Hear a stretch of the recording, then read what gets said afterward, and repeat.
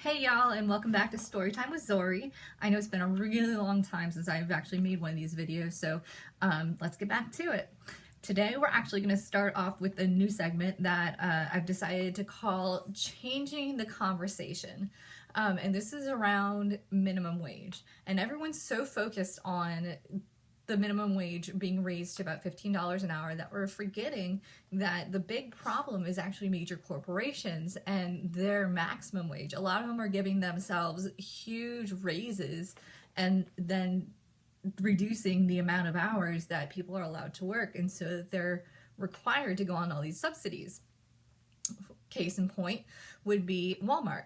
Each family member individually, if they split up all the money that they have, are still billionaires. Each individual person is a billionaire, and yet they require their employees to go onto the government's penny by having them sign up for SNAP or whatever the food stamp is in your state, by signing up for Medicaid, Medicare, and all these other funds that they can obviously afford themselves, but they just refuse to not share.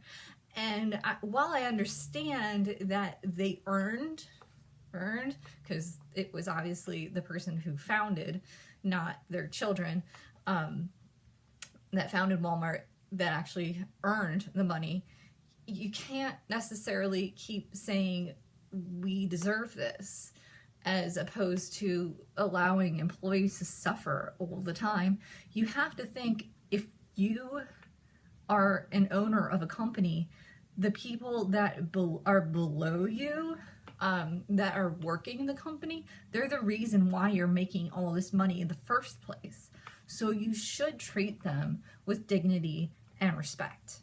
And that includes providing funds so they can live and not have to rely on the government. So that would solve one huge problem, is just giving a maximum wage. Or one other person actually suggested the other day that I found was really interesting, was giving a cap on what the max, like the highest position, earns, and have that be an X amount of what the lowest person is paid. So just have like a percentage of what they're allowed to make times the amount of the lowest person's allowed to make.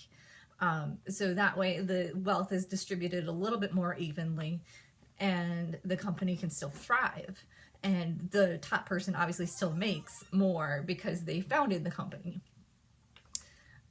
In that respect, if you haven't noticed, I finally graduated. Woo! But another problem is the student loans. So one thing that I noticed each year was my tuition was increasing by at least $1,000 every single year, but nothing about the actual school itself changed, other than the people in the topmost positions got raises. So yeah, they need money to help fund all give the teachers money to expand the school itself, to make it better, to make it clean, to make it look really nice, to update the halls and the classrooms. That's all fine. But when the CEOs or the administration is getting a 600% raise, or they're making $250,000 to $1 million plus a year, why? Shouldn't education and the needs of the students come first, as opposed to how much money you make and give yourself all these cool, nice bonuses? It just baffles me, because now students are taking out exponential amounts of loans and can't pay them back. They're going to end up still paying them back when they've already retired, and that's ridiculous. When my parents were in college, they could work a part-time job, live on their own, and still come out debt-free from college.